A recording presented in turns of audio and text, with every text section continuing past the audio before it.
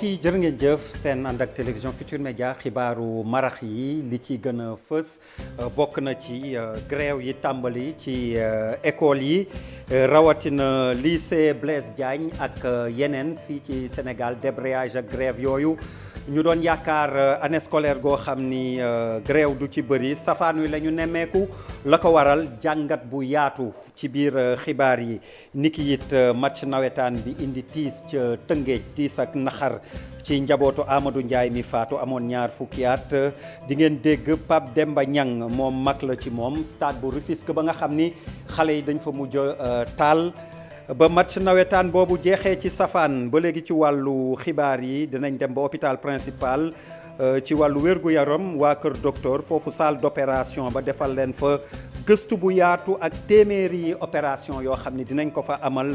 ci fan yu néew ci jàppandalu docteur Ebeng jóge bitim réew niki it Locafrique ñuy jeexale it association défense locataire du Sénégal addu nañ ci gouvernement bi ni ñu taxawee ci jéem a ut saafara ci seerte loyer gi luwaas mi seer lool fii ci Sénégal lu ci seen gis-gis dinañ ko faram-fàccee ci kàttanu borom bi.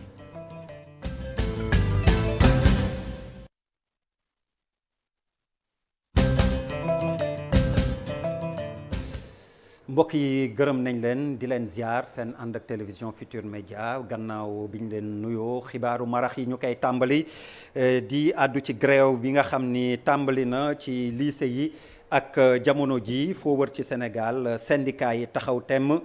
débrayage ñu war ci tekki grève yoo xam ni dina saf-safaanoo ci nguur gi waaye it ci l'école beeg xale yi ñu doon jàngale la ko waral mooy jàpp nañ ni nguur gee wàccoowul ak la ñu xaati moo digge woon ko ak ñoom école Sénégal kon dafa mel ni jamono ji ay otage la ci ñi nga xam ne ñoo ko séq waroon ko léew reportage ba ñu def Mohamed Lamine Fall Pape San Ngone Mbaye ca lycée Blaise Diagne. def nañ cours 8h ba 9h arrêté et 10h midi waroon nañ def cours mais prof bi dafa ñëw mu ne vu que débrayage dafa am cours bi nañ koy reporté ba beneen jour. ay salle de classe yu vide ay cours yu ne selaw lii mooy xar kanamu lycée Blaise Diagne bu Ndakaaru tey jii ci àllarba ji. non tey jàng non xamuñ nag tey la moo ko yowal. tey rek la tey lañ ñëw daal. suñu cours waaw ni russe lañ amoon première heure après EPS kenn ñëwul. li ni mel nag lu ko waral mooy jàng bi nga xamante ni moonte ci réew mi dafa sooxee ndaxte kat jàngalekat yi dañoo lànk ni ñoom du ñu jàngale ji. syndicat enseignants yi dañu nekk en grève. te grève bi ni ñu ko lalee lii la mi ngi commencé tey mercredi 8 décembre 2021 par un débrayage bu ñu débrayé à 9h dañuy def ay assemblée générale ci établissement yi après suba incha allah jeudi 9 décembre également am na grève totale dans tous les établissements comme toujours ci plan d'action bi dañ ci dolli également lépp loo xam ne dafa jëm ci évaluation enseignant duñ ci bokk maanaam duñu proposer ay sujets duñu surveiller waaye laa tamit bu ñu amee ñu proposer administration ay sujets mu am ñu leen surveiller enseignants yi duñ ko corriger. ñoom jàngalekat yi nee nañ duñu dellu ginnaaw benn yoon ndaxte kat nguuru Sénégal sàmmontewul benn yoon ak ay kàddoom. li ñuy joytu mooy 30 avril 2018 dafa am ay accords yu ñu xaatimoon ak gouvernement bi li ñuy jotoon signé ba léegi am na lu des te appliqué wuñ ko parce que boo ko seetloo système de rémunération am na ay études yu ñu jotoon def. yoo xam ne ay experts ñoo ko defoon conclusion yaa ngi fi mais ba léegi appliqué wuñ ko liggéeykat yi presque boo ko seetloo seen payoor ba léegi corrigé wuñ ko te du doon loo mu doon loo xam ne accord la woon depuis presque le 30 avril mais gouvernement bi ba léegi mu ngi téye ay tànkam bañ ko appliqué li ñuy wax dématérialisation maanaam ñu améliorer traitement au dossier yi. école sénégalaise nag sóobu woon na ci ay grève yu amul àpp grève yooyu sax dina indi bu baax ay jafe-jafe ci heure yi nga xamante ni ndongo yi war nañ koo jàng ngir mën a jeexal seeni programme. ni ko jàngalekat boobu junjee ci reportage bi dàmboo ci àdduna moom mooy njiitu CUSEMS authentique ni nguur gi bu ñu moytuwulee danañu lëkkaloo ñoom syndicat yi taxawal lépp luy jàng fii ci Sénégal dàmboo ci leeral. ñetti kuréelu jàngalekat yi nga xam ne mooy CUSEMS ak SAEMS ak CUSEMS authentique dañu àndandoo def benn plan d'action boo xam ni dañu gis ni jàngalekat yi lépp li nga xam ne déggoo woon nañ ko ak nguur gi wàccoowul ak moom. ñu gis ni kon depuis 2014 ñu ngi signé ak ñun ay accord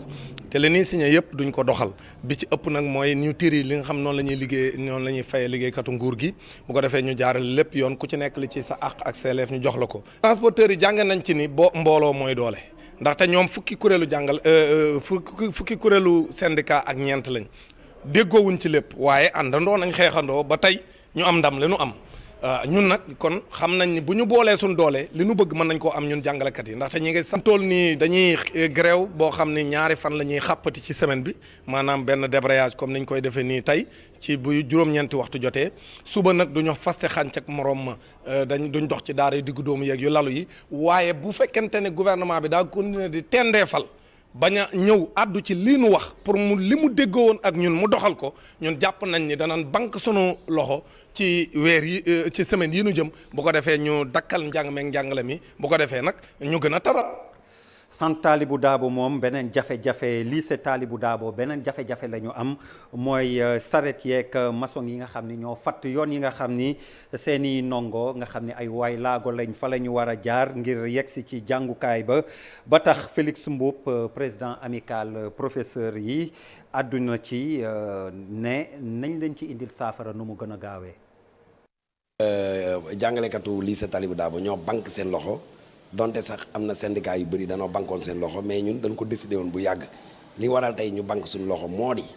yoon bi nga xam ne moo jëm ci lycée bi yoon bi yéen di ngeen ko gis ay sareet ñoo fay gaare kenn du mën a jàll borom oto yi suñu ñëwee du mën a jàll professeur yi yor seen i oto du mën a jàll proviseur bi otoom du mën a jàll censeur bi otoom du mën a jàll te jooytu nañ ko fépp loolu moo taxoon tey ñu jug ni vraiment nañu autorités yi jàppale yàgg nañ leen a avertir nag mais tey moom dañoo jug banque suñu loxo ni loolu daal na dañ na dakk yoon bi comme ni ma la ko waxee da ngay gis charrette yi ak fas yi ñu nekk fa am na aussi ñuy defar seen i briques teg seen jali suuf oto mënu fa jaar kenn mënu fa jaar te fas yi am na ci fas yoo xam ni waxuma la sax salte beeg yooyu waaye da am na ci fas yoo xam ni dañuy xaw a dañoo ayib dañuy mattaate parce que gis nañ ko dem nañ ba avertir suñu élèves yi ni leen am na ci fas boo xam ni day mattaate te yoon bi tamit am na leneen lu ci nekk parce que dañuy am ay élèves yoo xam ni ay laago la ñu yor ñoom mënuñu dox ay chaise roulante la ñu yor waaye suuf la te koy tey dañ ko waroon a pavé ba nga xam ne dañuy ñëw rek jàll ñëw dem seen classe mais loolu mënuñu ko tamit mais suñu pavé lu tamit ñi nga xam ne danoo yor seen i sareet yor seen i brique yor seen i jali suuf def ko ci ba kenn mënut a jàll loolu na dakk tiis ak naqar moo ñeel njabootu xale bii di Amadou Ndiaye ñàkk bakkanam ci pëcc xooba amoon ca stade Ngalandou Diouf gannaaw match nawetaan njaboot gi jot na ci résultat autopsie yi ñoom ñoo ñàkk nag te bëgg yoon def liggéeyam na mbir yi leer lool Pape Demba Niang di mag ci moom loolu la dénk suñuy reporter Abdou Diouf Diagne Ahmadou Bamba Samb ca Tëngéej. non franchement xale bu yaru la bu baax bu tey masul am problème amul problème mu àdduna moom du xale bu tey tamit quoi mosuma ko gis mu tux mosuma ko gis mu naan yooyu du woon sax ay affaire am instant bi police mu ngi ci man ci suba presque fa laa jóge depuis démb tamit bon ñoom li nga xam ne ñoom jàpp naa ne waroon nañ ko def nañ ko demandé nañ autopsie ñafe nañ ñun famille bi ba def lépp lu ñu waroon def jot nañ suñu koor suul nañu ko woo nañ ñu entendre ñu tas ñun sàkkuwuñu ko kon jàpp naa ne ñoom ñu ngi def li nga xam ne moom la ñu war a def léegi nag lii di xew na ñun instant bi taluñu yenn yi quoi ñaanal sunu doom lañ gën a tal yàlla xare ko àjjana léegi bon comme on le dit rek force reste à la loi comme on le dit mais ñoom tamit du moment que ñu ngi fa woon si man dinañ enquête jéem a xam lan moo. ba léegi nawetaan beeg jéye yi muy jur fële ca Sandiara fukk ak juróom benni doomi aadama teg nañ leen loxo gendarmerie Sandiara moo def lu ni mel la ko waral ñaari ASC yu dëkk foofu ñoo doon football waaye ci xeexoo la mujjee ASC Renaissance ak Pélican demi-finale la woon seen diggante li leen jote nag ay mbirum lañ doon xëccoo ba musiba mujj cee tàbbi fukk ak juróom benn jamono ji nekk ci loxoy takk der yi ñu àddu jëmale ci Certes Lois fii ci Sénégal rawatina Ndakaaru ana lan mooy solution bi gannaaw xët gu tukkee ci ministre commerce li ni waruñu laaj lu ëpp ñaari weeru caution lan moo ciy gis-gisu président association défense des locataires du Sénégal ak taxawaayu nguur gi reportage Marcel Farba Maroun Gervais Yao. ñett ñeent wala sax juróom ñaari weer mbiru avance ak caution ngir mën a fexe ba am dëkkuwaay ci Sénégal te bailleurs yi wala agence immobilière yi di ko laaj bokk na ci lu gën a sonal nit yi nga xamante ne dañoo bëgg nekk locataire. waaye am na benn décret bu ñu signé depuis atum 1977 buy leeral mbir mi. dafa am benn décret bu ñuy wax 77 527 ñu jëloon ko 23 juin 1977 bu wax ne sooy dugg ci kër li ngay joxe ci li nga xam ne mooy avance bi. warul romb ñaari weer maanaam benn mois d'avance ak benn mois de caution loolu mooy li nga xam ne moom la loi bi wax loi bi nag loo xam ne la lu amoon la depuis longtemps mais dañ ko daawul respecté. naka la ñu mën a def kon ngir fexe ba bailleur yeeg courtier yi respecté boobule décret. contrat bi balaa nga koy signé ñu exiger la nga dem ci bureau d'enregistrement yi nekk dans les services des impôts et domaines wala ñu ubbi le maximum possible dans chaque commune. benn bureau d'enregistrement dina recruter ay jeunes même un licencié en droit mën na ko def ñu am traçabilité contrat de location bi xool ndax borom kër gi respecté na ñoom li ñu bëgg wala déet te loolu état rek moo ko mën donc pour ñu mën obliger bailleur bi ak locataire bi ñu respecté ko il faut ñu am loo xam ne daf leen di imposer loolu mais tant que ñu ngi génne ay loi ak ay décret rek bàyyi ko noonu ne leen bu ngeen amee problème dem leen tribunal le problème restera toujours entier. jëwriñ gi ñu dénk wàllu commerce mi di Aminata Assom Diatta moo daal di fàttali rek démb ni que somme bi ñu war a verser warul romb ñaari weeru loyer mu fàttali tamit ne ku respecté wul yooyu les dispositions dinañ la yóbbu ba ci tribunal grande instance balaa moo jeexale ne service yi nga xamante ne état moo ko ëmb dinañ fexe rek ba ñu appliquer boobu les réglementations bu jëm ci mbiru loyer. ca Thiès tailleur yee mere waa mairie ba ndax 44 millions yu ñu leen amal ñeent fukki millions ak ñeent ba tax ñaxtu nañ ko ci sit-in di fàttali ne 250 000 masques la ñu defaroon ci Covid bi mairie bi war leen ko fay dégtal nañ leen reportage yu ñaxtu bi tontu mairie bi tukkee ci ki yor seen kàddu Dennaba Sall nee na mandat yi pare na ci fan yi ñu dëgmal danañ leen fay. tailleur yi. dañoo war a delloo si seen xel fàttaliku nag que ci période Covid 19 bi ñu ngi woon ci ay jafe-jafe ñoom kenn ñawlootul ci ñoom tabaski gisuñu kenn korite gisuñu kenn taxawu leen Talla Sylla kese en tant que autorité moo jóg mu jël 100 millions ci budget ville de Thiès ne nañu jox tailleur yi marché ñu defar 250 000 masques ndax. ñu am lu ñu yóbbu ci seen njaboot yi parce que tailleurs yi sonn nañu ñu defar 250 000 masques période boobu président ne entreprise yi bu kenn fayati taxe bu kenn fayati impôt ville de Thiès benn koppar duggatu fi woon Talla Sylla la jóg rayante fu nekk mu dugg fa moog receveur percepteur municipal ñu fexe ba am 58 millions jox ko tailleurs yi ne leen da ngeen di muñaat tuuti Talla li mu war a signé comme këyit muy ay engagement muy ay mandatement muy lépp signé na ko ba pare ba yóbbu ko ci receveur municipal receveur aussi di rayante recevoir même les tailleurs ne leen ñu ngi ci yéen muñ leen lu dugg si fii ci keesu perception municipale yéen dinañ leen ci fay bien que am na ñeneen ñu taxaw di xaar parce que war nañu fay salaire. mais ku la wax loolu kay nga mën a dalal sa xel mais élection jege. am ay politiciens ñu dem jaar ci ñenn ñi ci tailleur yi di leen ruux di leen waxloo. ca Mbàkke kuréel gi jaboote càmm gi foofu d'accord ñu ci arrêté dogal bu tukkee ci gouverneur bu Diourbel tere ku yor gànnaay ci ndaw yi foofu ñu jàpp ni nag ñoom ngir càmm gi jaar yoon faaw ñuy yor seen gànnaay yooyu xeeti gànnaay yi te it dañ leen di faral di agressé di dal seen kaw reportage Pape Balla Gueye Talla Samb.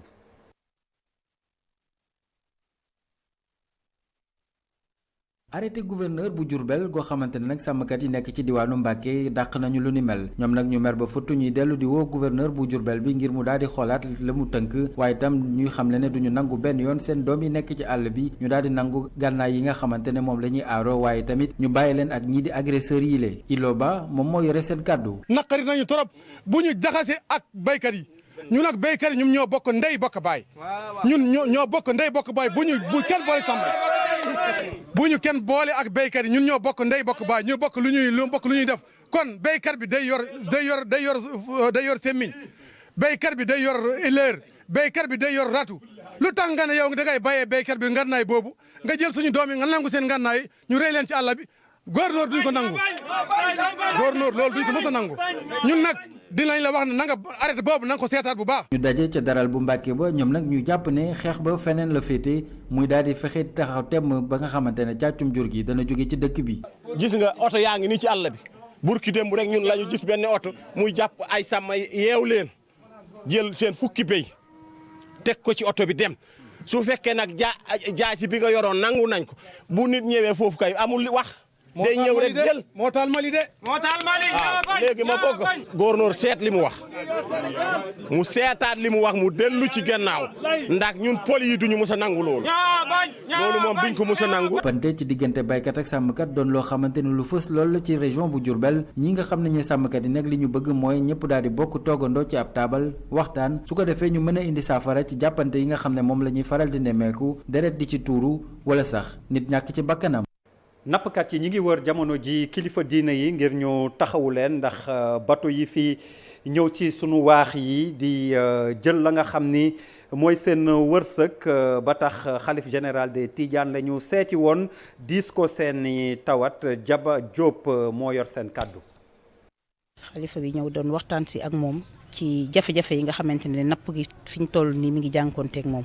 tey jafe-jafe bi benn la ci Sénégal mooy géej gi amatul jën. géej gi amatul jën te jën yi ku ne xam ne li fi ñëw mu néew ko bari pour jot ci jafe na mais tamit jën cher na surtout rawatina jënu kaw ndox bi nga xamante ne ñun ñi nga xamante ne ñooy askan bi nga xamante xañ ndax suñu doole bariwul moom lañ daan dundee di ko soppi tey jën boobu tey ñëpp xam nañ ne jën boobu tey mi ngi wàññeeku. gaal yi looce yi nga xamante ne mooy dem muy napp ko ndaw gi di dem ci biir géej gi xam nañ lim bi mais bateau de pêche yi tey yi ne ci biir géej gi di jaabaa jóge kenn xamul limam bu tayee di ñu ne la tey nombre bi la bu subaa ñu ne la lim bii la donc bateau yooyu tey dafa jaadu tey ñu war mën a xam lim bi nga xamante ne mooy bateau yi ne ci biir géej gi ak ban xeetu licence la ñu am ak ban xeetu jën la ñu napp ci biir géej gi ndax jënu kaw ndox wi moom tey ñun ñi nga xam ne ñooy cadre de concertation bi li ñu gëm mooy que jënu kaw ndox woowu tey dafa manqué te tey ñuy sàkku à ce que kilifa gi son excellence monsieur Macky Sall à ce que mu daje ak ñun ñi. Fatou Kiné Deme la ñuy àndal salle d'opération hôpital principal la ñu dugal tey ak Locafrique mi lëkkaloog ñu jóge bitim réew ngir jàppale néew di doole yu toll ci téeméer ñu opéré leen ci jàngoro yu wuute ba tax docteur Michael Obeng bu ci la bokk chirurgien plasticien la fukki fan la fiy def Fatou Kiné Deme Amadou Ba.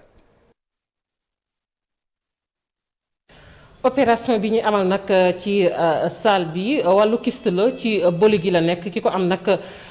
daanaka mënees naa wax ne ay atam jege na juróom fukk ñu duggandoo rek xoolandoo ban chirurgie lañu fi amal waaye nañu jàpp nag ni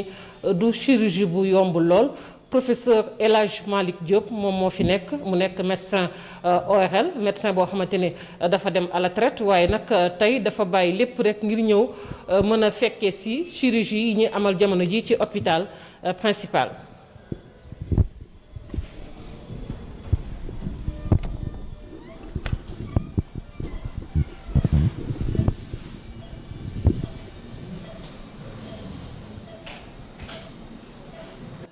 dafa mel ni opération bi yombul dara de professeur. waaw jafe na jafewul jafe na ndaxte dafa nekk lu rëy comme ni ngeen ko gisee wante soo toppee yenn étapes yi dina nekk lu xaw a yomb ndaxte malade baa ngi nelaw yëgul dara. looy opéré sax goitre la wala lan la. kyste la. kyste la boo xam ne dañ koy dindee comme su fekkoon ne dafa nekk goitre. ni ma ko gisee nii dafa mel ni du lu tuuti est-ce que nekkul ni da koo yor lu yàgg laata mu koy faj. waaw ndax dafa yàgg ci moom.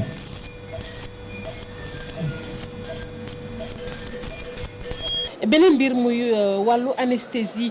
mënuñ ko wax nag ci opération te duñu ko tudd ndax anesthésiste bi dafa am cër bu am solo bu mu ci am. malade bi warul yëg lenn lu xew ci intervention chirurgicale bi day yeewu rek fekk na lépp pare na donc liñ ci def moom du ci yëg dara loolu nag mooy wàllu anesthésie fexe ba malade bi du yëg dara ci métit fexe tamit du fàttaliku dara ci intervention bi loolu rek mooy suñu liggéey donc te loolu aussi ñu ngi koy def ak grâce ak machines yi ak produits yi ñu koy injecté. mu mel ni machine yi tamit da ngeen koy may gët saa su nekk. suñu bët du jóg ci ñaari appareils yi bii ak bii suñu bët du jóg ci foofu quoi voilà loolu mooy suñu liggéey ci mbir mi ñun ñooy commencé nelawal ñun ñooy mujjee yee. waa ji ñuy opéré nag ay atam jege juróom fukk professeur El Hadj Malick Diop à la traité nekk médecin ORL tey nag dafa ñëw wuy si mission bii nga xamante ne li leen tax a jóg rek moom mooy dimbali ñi seen loxo jotul seen gannaaw ñi amee yenn jàngoro yi te laajuñu ci dara. ci xayma bu doon téeméer 150 millions la ñu waroon a opérer ñooñu jàppandal nañ ko ba 75 millions xëy na ci koppar moo ci dem ndax Locafrique ak action humanitaire yi ñu ci dugal seen loxo leeral yeeg directeur hôpital principal bu Dakar général Mame Thierno Dieng. boo gisee ñii def mission bi ñoom dafa meloon ni dañoo xamoon Sénégal nu ñu tumurankee ci wàllu fa ñaar bi ñu ñëwee fekk nañ ci hôpital bi lu nga xam ne yaakaar na ñoom li ñu bëgg bu ñu ko fa defee dañ ci am ndam te loolu ñaar la personnel bi fi nekk à savoir les médecins et le personnel paramédical ak surtout nag un bloc opératoire équipé Locafrique lu fi nekk ci wàllu jumtukaay ci xaalis moo ko fi def opéré nañ fi téeméeri malade ñu jàpp ne téeméeri malade bu leen ko woon facturé malade par malade xëy na day yegg foo xam si bu ëllëgee duñ ci sawar def ko ñu defal leen un forfait global téeméeri malade boo ko facturé malade bu ci nekk di nga def au moins 1,5 million muy 150 millions ñu laaj leen moitié ba muy 75 millions. ci wàllu tàggat yaram meilleur sportif de l'année ñi ngi ko tabb équipe nationale bu beach soccer bu Sénégal association nationale presse sportive ANPS tànneef bi tey jii la ko def prix boo xam ni Ibrahima Ndiaye Chita manager général équipe nationale bi am na ci mbégte. choix bu ñu mérité la bu ñu xoolee par rapport ak suñu parcours 2021 quoi. liggéey rek moo am solo. te raay yi ñuy jot nii rek daf ñuy gën a bëmax ñuy gën a yokk li ñuy def. j'ai dit tantôt que c'est pas la première fois sax ANPS di ñu sargal nii jërëjëf di ci sant yàlla bu baax di ñaan yàlla aussi ba saison 2022 bi sax gën sax saison 2021 bi quoi. mbokk yi loolu doon fi li gën a fës ci xibaaru marax yi jërë ngeen jëf ci kanam tuuti ci wàllu nasaraan lay doon.